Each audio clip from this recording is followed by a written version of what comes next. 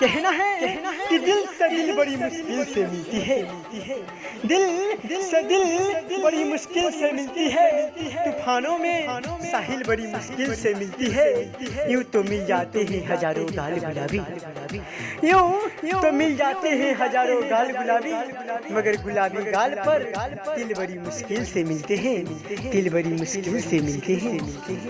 बदनसीब का नसीब बहुत ही अजीब होता है, बदनसीब का नसीब बहुत ही अजीब होता है। सुख दुख के करीब और सुख बड़ी दूर होता है। कहते हैं कि प्यार करने वाले की बात अमीर क्या जाने, कहते हैं कि प्यार करने वाले की बात अमीर क्या जाने, क्योंकि दिल तो हम जैसे गरीब के पास होता है, क्योंकि दिल तो हम जैसे गरीब के पास होता है, होता है, होता है।